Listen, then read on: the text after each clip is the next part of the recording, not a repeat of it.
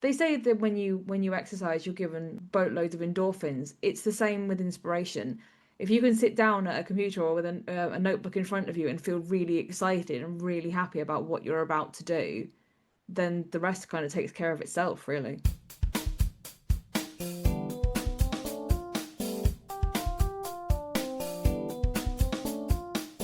Hello, hello, and welcome to the Your Creative Mind podcast. I'm your host, Izolda Trakhtenberg. Thank you so much for joining in. Today's guest, Rachel Feeny-Williams, brings a rare and hard-won perspective of the creative life. She's a playwright who spent 15 years writing, self-producing, and getting her work in front of real audiences across the United Kingdom and around the world. In this conversation, you're going to hear what actually sustains a creative career, how to keep making work, how to share it without waiting for permission, and how community changes everything. Rachel is also the creator of Theatrical Shenanigans, an audio play podcast built to spotlight my brain. I don't know why I said spotlight. I've got spy books on the brain. It's built to spotlight other playwrights and amplify new voices. And some of my shows have been on Theatrical Shenanigans, and I got to say, it's always a delight. You should check that show out. The episode is going to also offer you some practical insight and grounded experience and a generous reminder that creativity grows faster when it's shared. Rachel, thank you so much for being on the show. Welcome. It's wonderful to be here. First of all, I love Theatrical Shenanigans. I listen to it all the time, and I've been on as a voice actor, and I've been on as a guest, and one of my plays has been on the show. And I love that you offer this to people, to playwrights, to people in theater as a way of sort of a jumping off point, if you will, for getting their plays and shows in front of people. But, and this is a big but, I want to go past that. In other words, beyond it or before it. I'd like to start kind of at the beginning. And we're going to talk about Theatrical Shenanigans because it's so much fun. But I would love it if you could take me back to the moment, if you know, or the serious moments that first sparked your passion for playwriting and for self-producing theater, which is a big deal because that's not easy to do. So if you could talk about what happened early on that made you realize this wasn't just something you enjoyed, but the work you wanted to build your life around. So my story kind of goes way back to when I was a wide-eyed, innocent student of 2021. And I had a module of creative writing at university, and I'd written kind of very angsty poetry and embarrassing short stories for many years. And I decided to write a monologue, and my lecturer came to me afterwards and said, the character's great, but there's more to this story. So I went away and kind of spider diagrammed the story, and then from a monologue it expanded outwards into about an hour-long play, which in my final year of university I got a small bursary to produce at the university. So that was kind of the initial spark, but then it did sort of peter out for a while. Kind of real life got in the way. I wrote a couple of pieces over the next few years, but it wasn't really until the start of the pandemic that things kind of went mad again, because as everyone knows, there was nothing else to do. So I started writing again. I found a company called the Literary Challenge who did a play a day challenge where they set you a brief, and the challenge was to write a play in a day. It could be as long or as short as you wanted, but the idea was to write something.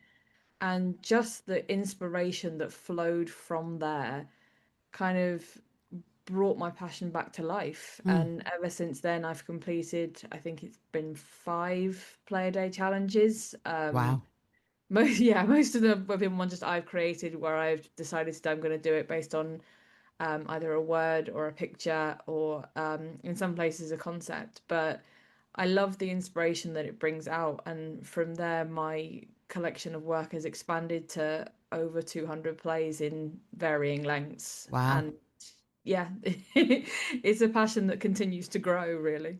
That's amazing. Yeah. And it's interesting to me as I'm listening to you. I did in 2010, 2011, I did a short story a day for a year and took some of those short stories, turned them into screenplays, and then we turned some of those into movies. And what's interesting to me about that is that I took no more than a minute to write each one. So they're micro stories, they're micro fiction. And what's interesting is how much I evolved as a writer through that process. Can you talk a little bit about the iterations of your playwriting and how you've evolved as a playwright as you do these challenges and as you create this very impressive body of work? I think my desire when I first started the very first challenge was that I wanted to write a little bit of everything. And I was very lucky in the sense that the briefs allowed me to do that. So there were some pieces with music, there were some that were very dark, there were some that were very funny, and there were some that kind of hovered in between. And I think that's always been my desire, is that I never really want to stick with a genre. I do have a deep love for the crime genre, as those who've read my body of work know. But every now and again, an idea will just leap out of me that will make me smile on the spot. And I think if it's giving you that reaction at that point, you have to write it down. It can't just fizzle out if it's making you smile already. I love that so much. And it's interesting. I was actually just talking, I host a number of podcasts, and I was talking to my co-host of the Two Women of a Certain Age podcast just this morning about not being held down to one genre, and that but what the messages that we get are, you should stay in your own lane. You should write, if you're a mystery writer, you should write only mysteries. If you're a playwright who writes deep dramas, that's all you should do. And I love that you're going, yeah, no, that's not how I'm going to do things, because I've never done it that way either. And this year's top Academy Award contender, probably Sinners, is just bends genre all over the place, and starts as one thing, goes into another, and people seem to be embracing it, which makes me very happy. So I'd love actually to talk to you about that part of it. Like, you've been producing your own plays for so many years, and that takes that level of consistency.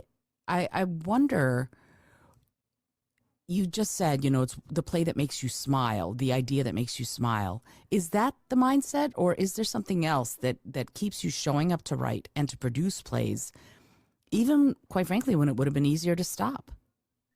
I think what keeps me showing up is the fact that the ideas don't stop. I've never gotten through a day where I've not thought, oh, I could write about this. Finding the time to write it is a different question altogether. But For sure. as long as your mind is still asking itself questions and thinking of ideas and overhearing a sentence in someone else's conversation and instantly going, oh, now there's the start of a play somewhere, you've still got the mindset of a writer, because that's what we thrive on. We thrive on ideas, and we thrive on inspiration. So I don't think I could give up writing even if I wanted to, because there are ideas that I've had at 11:30 at night, and my brain won't let me sleep until I've written at least something down, even if it's just a brainstorm. And there have been nights where I've been at the computer at 3 a.m, having drunk way too much coffee, Right. simply because the passion takes over. And there are a lot of passions that can feel that way, and it's a wonderful, wonderful feeling. And they say that when you exercise, you're given like boatloads of endorphins. It's the same with inspiration. If you can sit down at a computer or with a notebook in front of you and feel really excited and really happy about what you're about to do, then the rest kind of takes care of itself, really. I love that you said that. And it's also daunting to a lot of people, because they think, well, I don't have that. Does that mean I shouldn't write? And I think, no, to me, No. if you're curious, and that's what it's all about to me, is curiosity. I get the idea, and you called it a brief. I wrote these stories that I wrote based on a single word prompt, is what I was calling it. And then I did, I sort of solicited friends for ideas. I'd be like, give me a word, and people show, syzygy, put that in a story, put that in a play. And that was another way to spark curiosity for myself. So as a playwright, can you talk a little bit about, the way I look at it, honestly, Rachel, is that we're all storytellers. Like, if you made up an excuse for why you ran late when you were 9 years old and you didn't come home when you said you were going to, that's a story, right? We tell stories. We've been telling stories since time immemorial.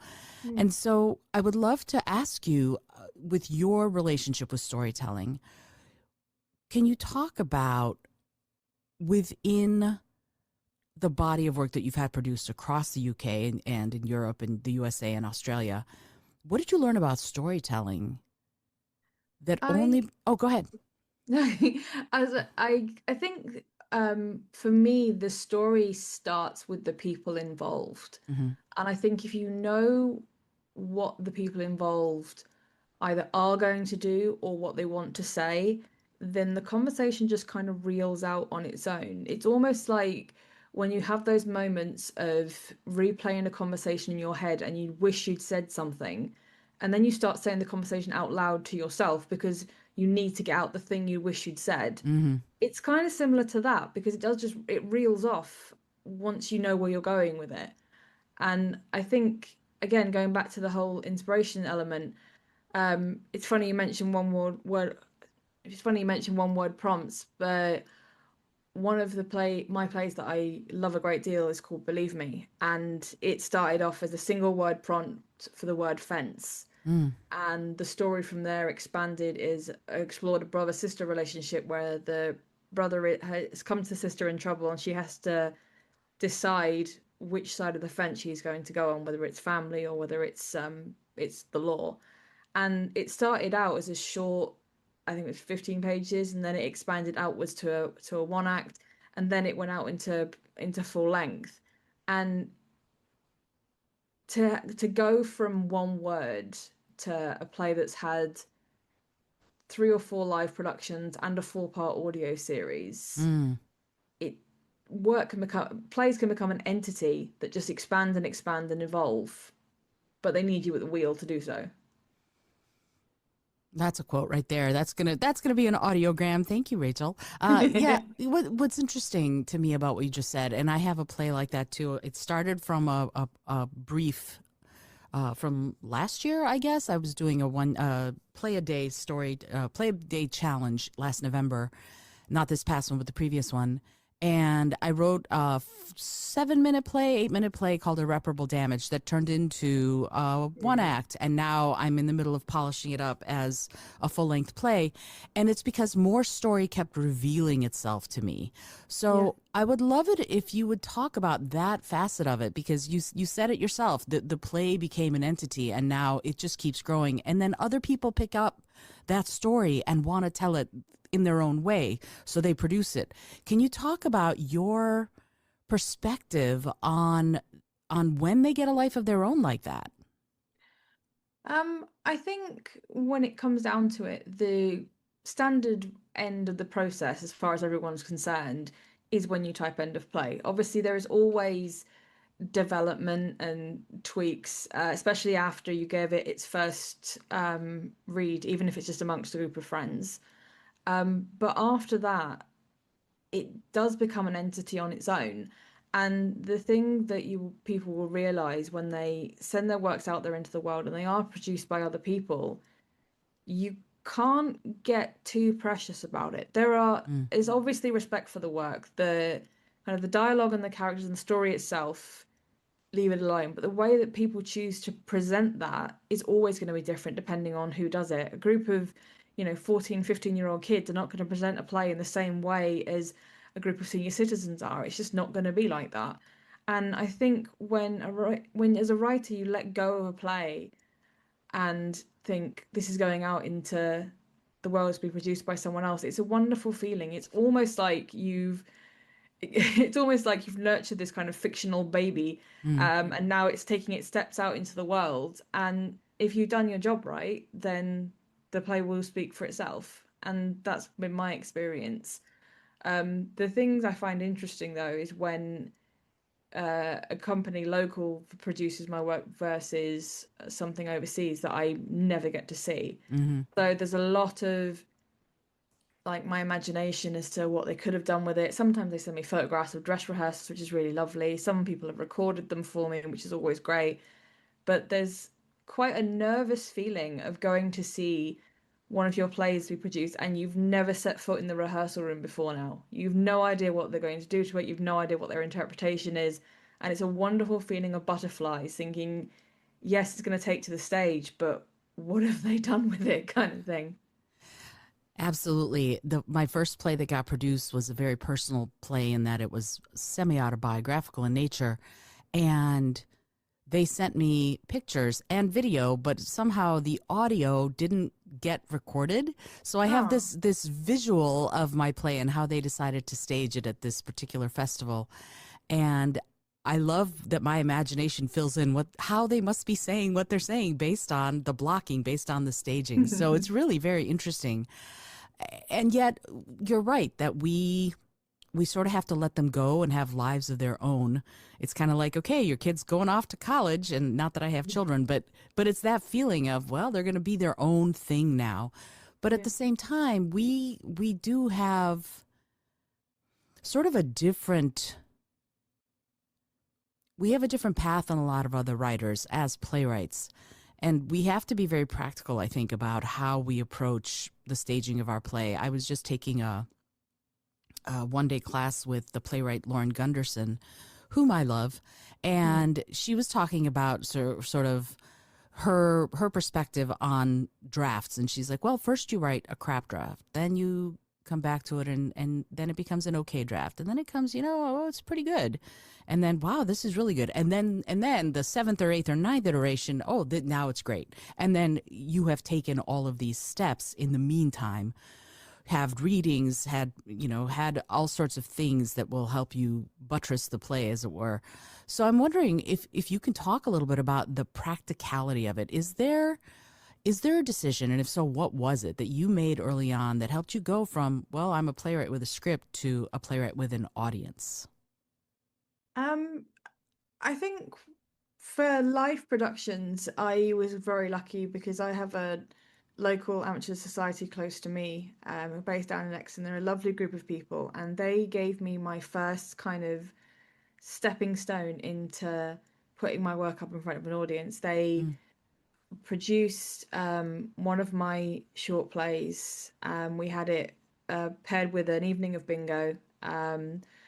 There where people had snacks. It was lovely, and in the audience of that was another lady I knew from another local society, and she approached me afterwards and said, "Okay, that was brilliant. Can you write something else, or do you have anything else?" And it kind of expanded from there. And Mm. I think there is a certain truth as to, once you have that first great piece that audiences really love, then they will ask you to come back, and they will be less nervous about producing an unknown name, because unfortunately that's the reality that so many playwrights face, is because you're not a household name, trying to get your work out there short of winning things like competitions and that kind of thing is very, very difficult. Mm-hmm. I would always encourage anyone, if you have societies local to you, reach out, even if it's just to take your piece to them and sit in a circle and read it, because at least then as a playwright you get an idea of how it actually sounds. Because playwriting can be, it's such an isolating activity, and you're looking at this play through tunnel vision of how it looks on the page, and then people start saying it and you think, oh, that doesn't sound right, or I'm not sure I should say it that way, and they bring the story to life for you, and they allow you to be able to do that, go through that editing process, and that breathes life into the play. And also, if they start reading your stuff, at least they become aware of who you are and the kind of thing you can produce, which is essentially what I did. Yeah, and I wonder, like you said, you're lucky in that you have a local society. I wonder if you can talk a little bit about how Theatrical Shenanigans plays into that, because I mean, this is one of those things where playwrights who don't necessarily have an acting troupe right near them might Mm. have this lovely opportunity that you offer to playwrights, emerging and already produced playwrights, to get their work out in front of people in this audio podcast format. Can you talk a little bit about sort of the inspiration for Theatrical Shenanigans and what your vision for it is? So, when I really got invested in my playwriting, the first thing I discovered was a great resource called the New Play Exchange. Yeah. Um, and through that, I found the Facebook group, the Playwright Connection, and through that, I've met so many incredible playwrights with just wonderful bodies of work. And you sit on New Play Exchange and you read and you read, and as well as being in total awe, there is this kind of sad feeling of disappointment, because you know there are only so many theatres in the world and so Mm-hmm. many opportunities out there, and there are thousands of incredible playwrights just that I know.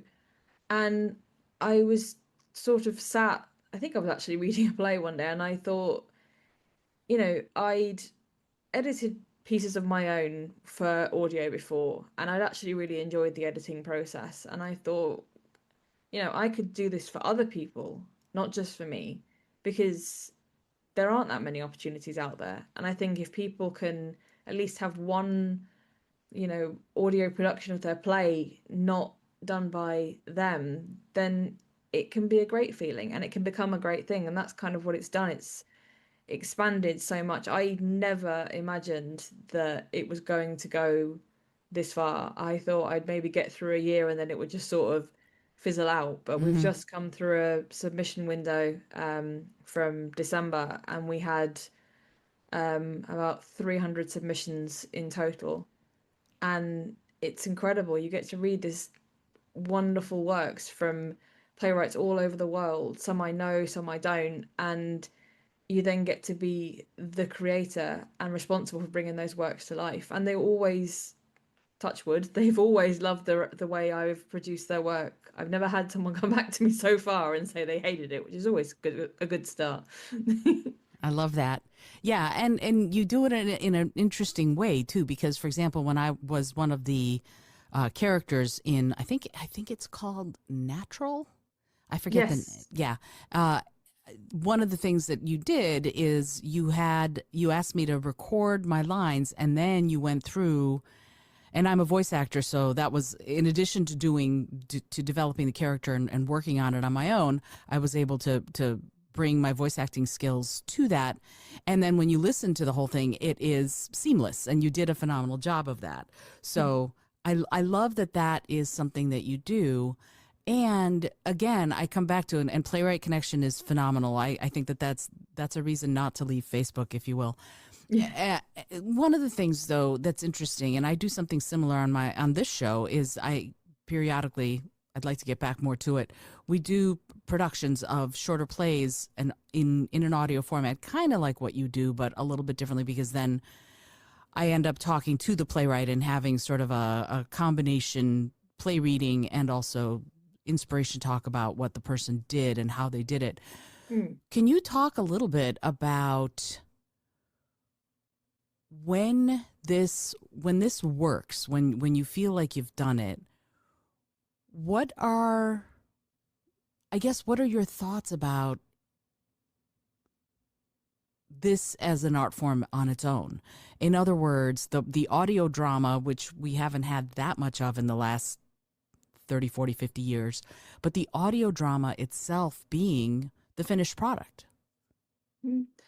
I think one of the outlays of the pandemic was that a lot of art in various forms took to the internet, and it was received incredibly well because people were just so desperate to have something out there, something they could actually, watch and enjoy, or listen to and enjoy as theatre lovers. And I've listened to a couple of audio series done over here by the BBC, and I always like listening to them and then closing my eyes, and you can see it in your mind's eye. And that's what I wanted to do. I wanted to make sure that even though it was being done by audio, there was no sacrifice as far as the story was concerned. The story was still very much apparent. You could tell where you were, you could tell kind of what kind of relationships you were dealing with and the kind of topics you were dealing with. And I'm very pleased that you said that the conversation was seamless, because that's my process. I ask my voice actors to record their own lines as though they are reacting to someone else. Some record them with someone in their household, which is absolutely fine. And then they are edited together. And I describe it as like putting together the world's most frustrating jigsaw puzzle, because it's like you have to make sure that the speech overlaps just enough so that the conversation sounds natural, but without it cutting off the other person's dialogue. Mm-hmm. And I'm incredibly lucky because I've worked with some incredible voice actors, yourself included, who just know how to bring a character to life. as I say, one that immediately springs to mind, Darren Ingram has done 26 different productions for me, and he never lets me down. I always get exactly what I need from the audio, and then I just build around that. And the great thing is, because the playwrights who submit are submitting such wonderful works, I start with this incredible foundation building block and then just go from there. It's my job is kind of easy by comparison, as they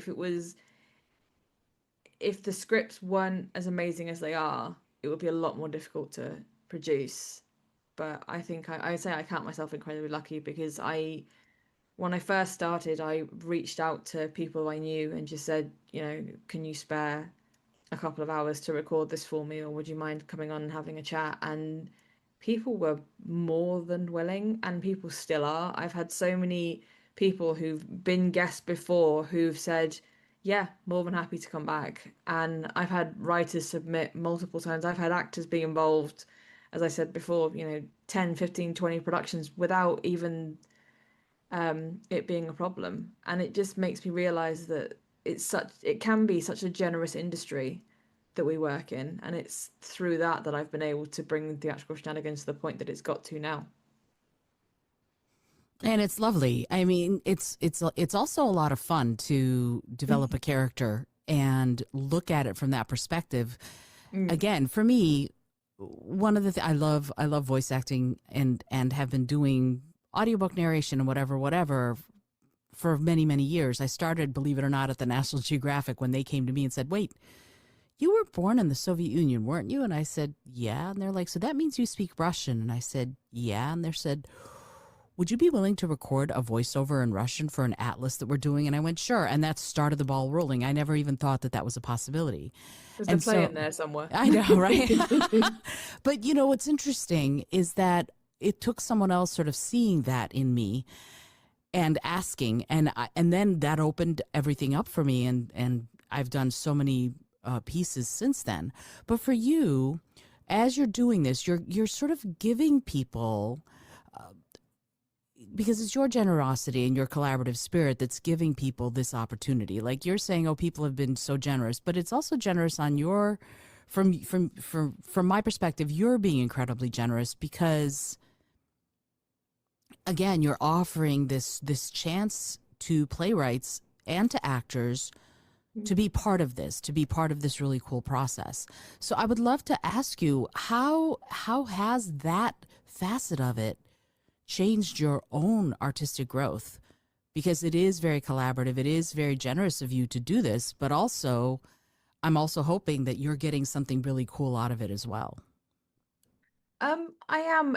I'm not gonna lie, I haven't written anywhere near as much in specifically last year than I had in previous years, because things got so busy. But that was kind of capped by the fact that I was doing work on my own house at the time, and we also went away. So there was a lot of kind of more busy than I would ever plan to be. But I also do get the joy of not only being able to produce other people's work, but produce my own, because every now and again I will kind of tack one of my pieces on either onto an anniversary special, or I'll fill the last slot on the mini Shenanigans series. I've done a couple of multiple part series out of my own work, and I love doing it because I love being able to bring it to life, and I love being able to listen back to it. But at the same time, it bulks the show out as well. I mean, we've been running Theatrical Shenanigans since January of 2023, and I believe later on this year we will sit at our 200th episode. Wow. Yeah. And the number of people that I've produced over the years just keeps growing. I did a Facebook post on New Year's Eve to thank everyone who'd been involved that year. And I think it was something like 78 playwrights we'd produced last year. And I just think if I was just able, for those 78 people alone, to put a smile on their face because they get to listen to their work, and they get to hear it acted so brilliantly. And in some cases, for the main series, they get to hear some really great guests talk about it. That's the main reason that I bring in guests who aren't the playwright, because speaking from personal experience, I find it a bit difficult to toot my own horn, as it were. I would prefer to listen to other people kind of analyze and talk about my work, and that's why I decided on that formatting with having someone other than the playwright, and it's been really great fun, because you bring people on and they just absolutely love the play just as much as I do, so it's always nice to have the same level of enthusiasm. Yeah, I can see that. And it's interesting. I mean, we approach this whole thing with from those two slightly different perspectives, and yet there's a lot of lessons. There are a lot of lessons to be learned here. And I would love to ask you about that. What is, as a playwright, regardless of being a producer, because I'm going to ask you that next, but as a playwright, what's the greatest lesson that you've learned writing all of these plays and having your plays on Theatrical Shenanigans? Um, as far as just being a playwright is concerned, never be afraid of an idea. You may get a page or two into it and think, I'm not sure where I'm going with this, and it may sit in a drawer or in a folder for 6 months, but at least the idea or the concept is out there.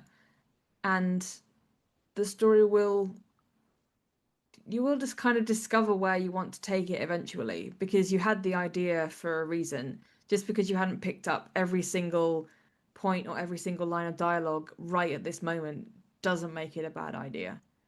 I have never, I've never thrown away a notebook. I've never deleted a Word document off my computer, because I know that even if it takes me 75 years, I still one day want to come back to that idea. As far as producing is concerned,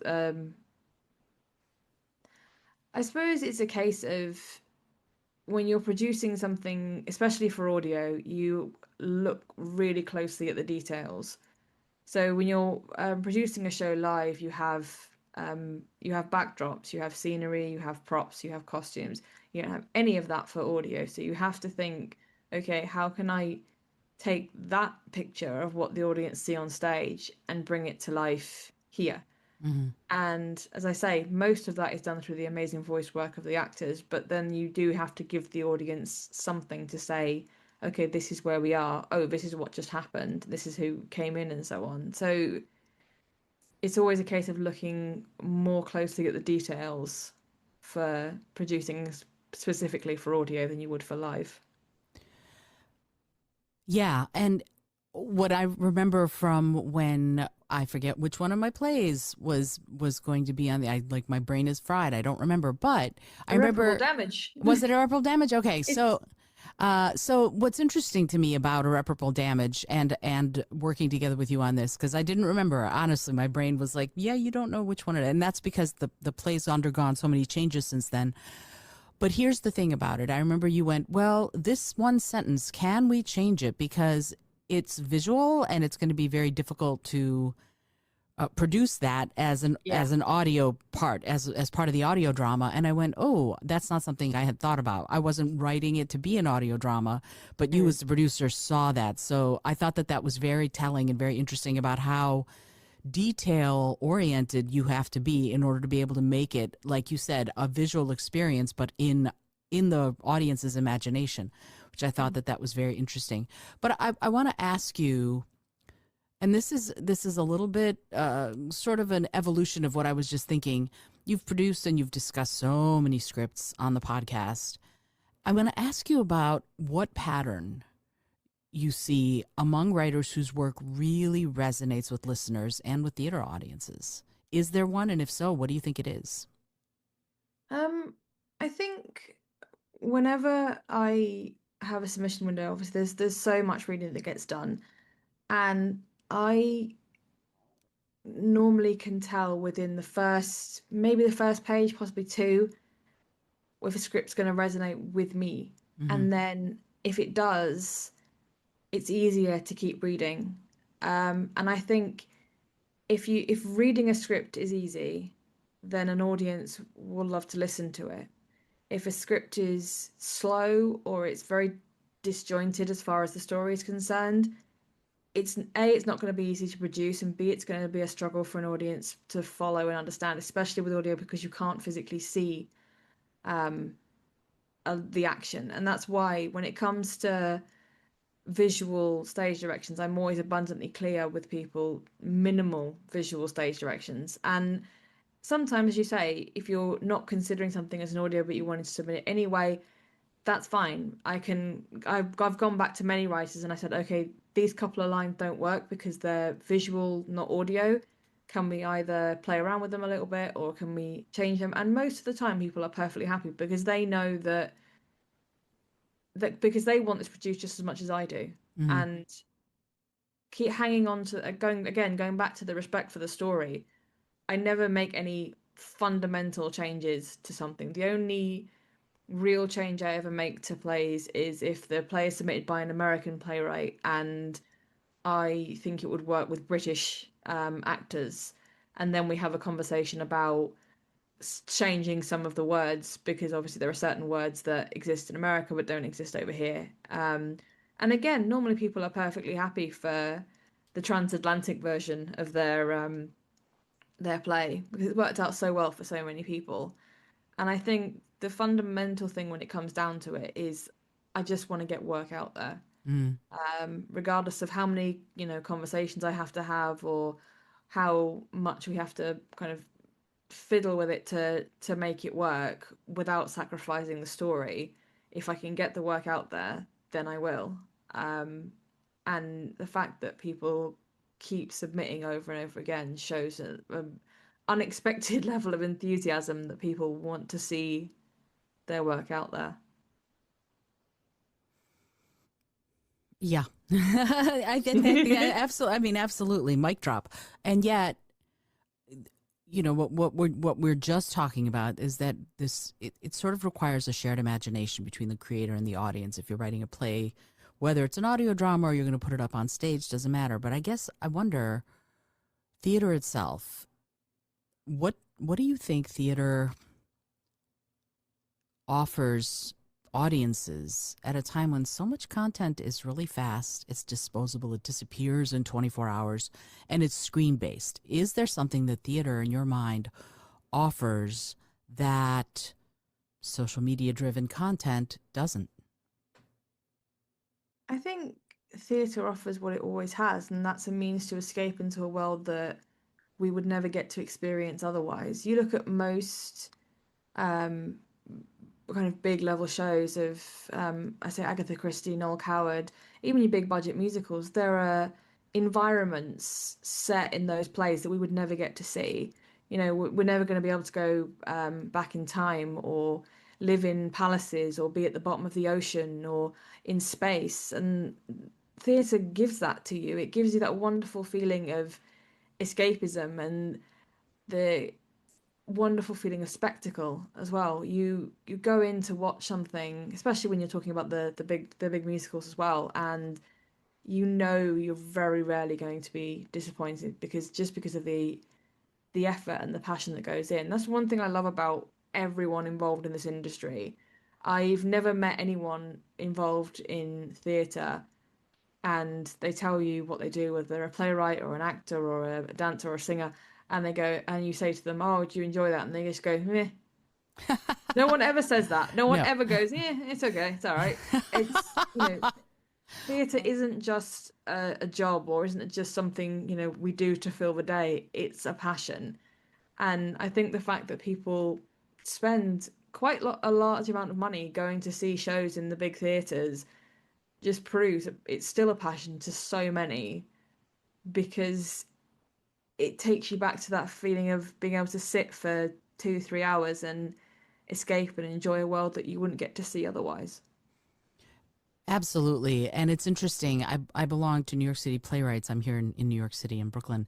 And they send around a weekly email. And the first part of the email is theater you can see for free.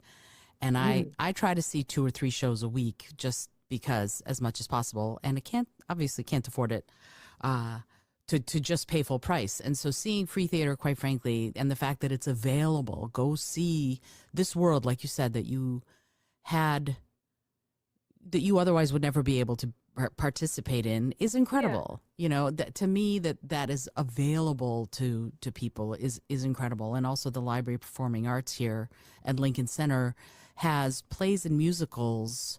They have video, like pro shots of plays and musicals for the last, I don't know, 50 years or something. And Mm. it's another one of those things where you can go, you can check it out, and you can sit and you can watch this play for free. And YouTube does that too.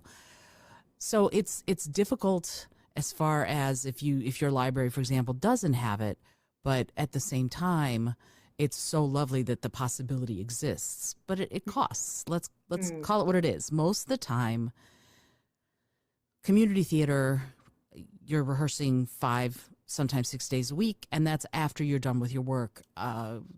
If you're in a regional theater, yes, you're getting paid for it, but chances are it's not, unless it's equity, it's not going to be huge amounts of money. But yet we're still, as you put it, we still have a passion to do it. So I'm wondering if you could talk a little bit about, for playwrights, for theater makers of all sorts, people who are doing audio dramas, whatever it is, for people who are creating theater, who want to build a sustainable creative life, not just like I want to write a play and then I'm done, but who want to be participants in this for their whole lives. Like you said, when you're 75, you're still going to want to do this.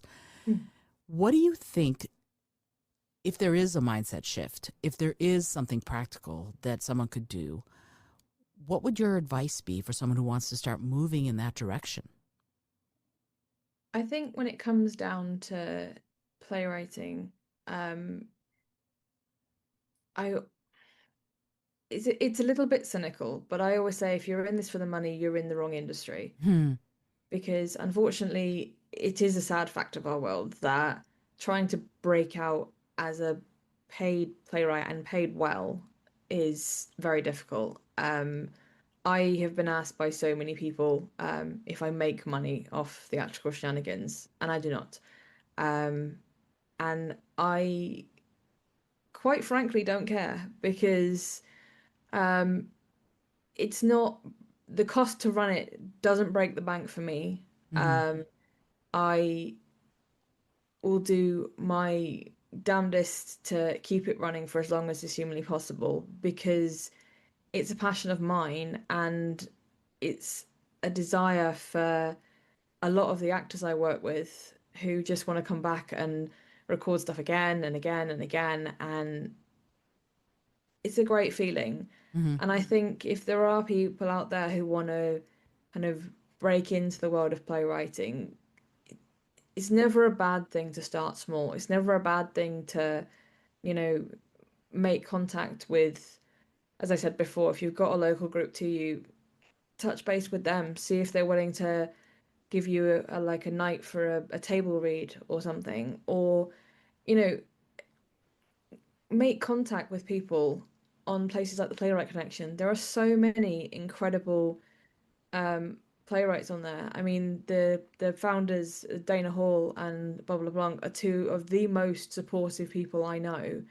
And there's no such thing as a stupid question as far as they're concerned. I remember when I was thinking about starting Theatrical Shenanigans and I got in contact with Bob, Joe Swenson, who does Broken Arts Entertainment, and George Sapio, who does On Stage, Off Stage. And I said, I'm thinking of starting a podcast and I've got about a million stupid questions. And all of them said, yeah, fire away. There's no such thing as stupid question. And I think that's the main thing is if you try to go at this alone, it's going to be a struggle because you're not going to know everything there is to know about becoming, the world's most amazing playwright if that's your end goal on your own. You need to make connections. You need to embrace the community side of it, and you need to not be afraid to go after things with both hands. As I said earlier, there are only so many opportunities and competitions worldwide. Um, and if you've got a play that you think works, go for it. As I said, never be afraid of rejection because unfortunately it's a big part of this industry. But um, I always think that for every no, you're one step closer to a yes. And, even if that yes comes from, something like Theatrical Shenanigans, or it comes from a local theatre, or even if it comes from something that people produce podcasts, then it gets your work out there. The internet never forgets, and once your work's out there, somebody knows your name. As I said, some of our episodes have had, over 100 downloads since they've been produced. Bearing in mind the niche market I'm kind of sitting in, for me, that's an amazing audience. And I think that, 100 people have heard that playwright's work. And if it can get anything out of that for them, it's a great thing. It is. And it's fascinating to me that the arts are, it's weird. It's weird, I have to say, Rachel, that we are living in this world where there's a lot of don't quit your day job, right? You have to do your art after you come home from work because there's just no real opportunity unless you make the opportunity for yourself in that way. And I love that you talked about networking with people and finding your people, finding the people who believe in your work and in whose work you believe, and then together you can do incredible things. And that to me is it's key as far as theater, because they say if you try to do a show by yourself, you're going to be one person standing on an empty stage in the dark, right? And no one will be able to hear you. So we need to build that community. And if you are not shy, if you're listening to this and you are not shy, or even if you are shy, extend yourself. Go shake someone's hand if you see a show and you happen to see an actor or playwright or whatever. Meet people so that you can tell them who you are, but also find out more about who they are. I think that that's an important facet of all of this, is that this is not done, like you said, Rachel, this is not done alone. And that brings us to, as much as possible, I could keep you here for like the next 6 hours, honestly, because I still have a bunch of questions, but hopefully you'll be able to come back at some point. We'll delve deeper. But I have just a couple more questions for you. First of all, do you have a favorite play of yours? And if so, what is it? Again, we go back to my play, Believe Me. It's now a full-length piece. It centers around a relationship between a brother and a sister. The brother turns up at her flat in the middle of the night with scratches on his face and a story about an accident with a young woman. And about 5 minutes later, the police turn up at the front door. And it's an exploration of their relationship, but also trying to find the truth. Because as you discover through the play, the brother Eddie's had a very sketchy past. His sister has always kind of stood beside him. She's always believed in him. But then on the other side of that, there is a very tenacious police officer who always believes that Eddie's up to no good, and he always believes that he is responsible for the bad stuff that happens. It was a wonderful play to write, from when it was really short to when it got to full length, because it allowed me to bring the characters to life. There are 5 of them in total, and each one of them has a very specific purpose, and nothing they say is irrelevant, because I wanted the play to keep audiences guessing about who is telling the truth right the way until almost the end. So yeah, believe me. I love that. Hopefully you can share a link to where the play can be read or found. That would be great. Like, is it on New Play Exchange? It's on New Play Exchange. It's also a 4-part audio series on Theatrical Shenanigans. Awesome. It was one of the first multiple part specials we did. And again, I got very lucky with the actors I had. In fact, 3 of them were in a live production of it when the short version was done up in London. So I had people who already knew the characters performing them, and they just did a brilliant job. Oh, that's amazing. I love that. That seeing the evolution of the play itself must just be so wonderfully inspiring for you. But now that you've mentioned Theatrical Shenanigans and where you can find it, if someone wants to know more about you and also Theatrical Shenanigans, where should they go? Where can someone find out more information? Okay, so for Theatrical Shenanigans, we are on Facebook. It's just Theatrical Shenanigans. If you follow us on there, you will be able to see every time we post about a new submission window, which we do every single time. We also give warnings as to how many weeks there are left in a submission window, so no one's ever caught out.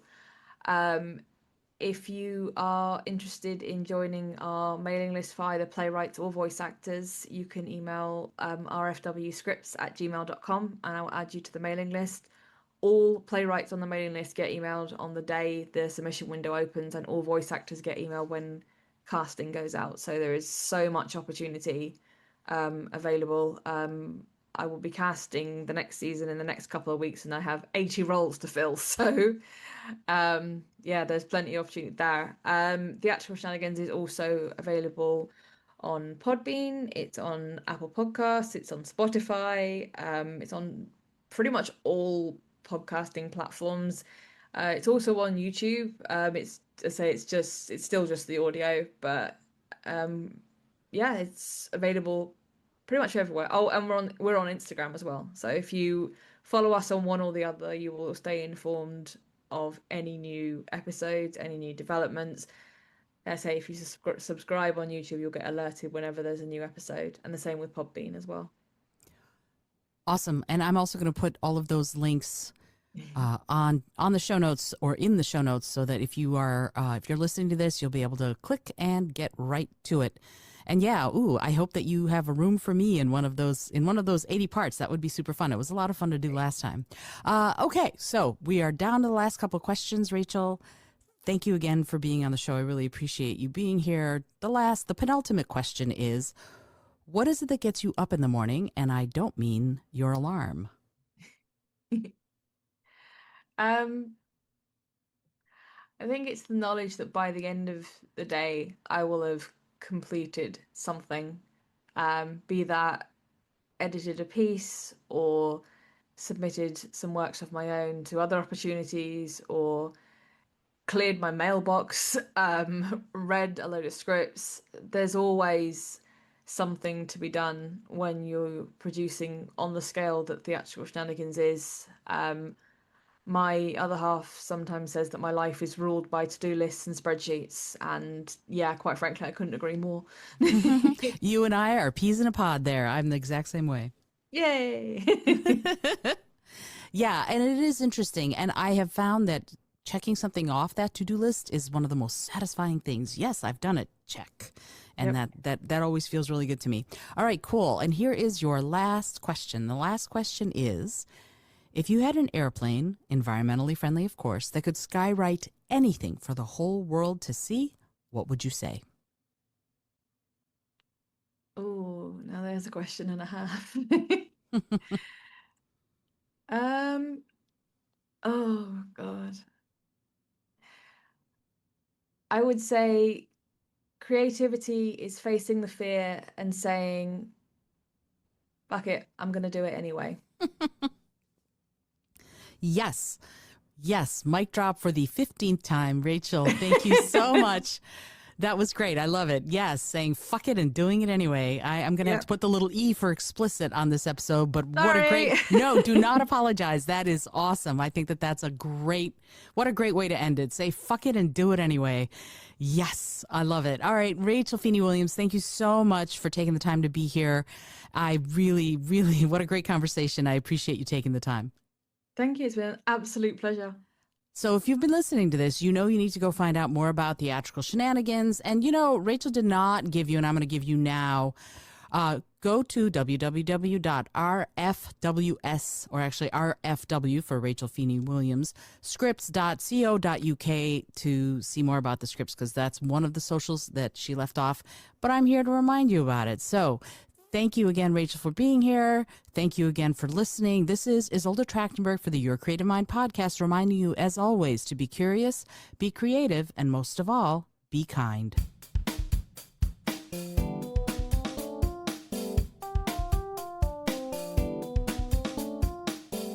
thanks so much for joining me today. I really appreciate you being here. Please subscribe to the podcast if you're new, and it would mean the world to me if you told a friend about it.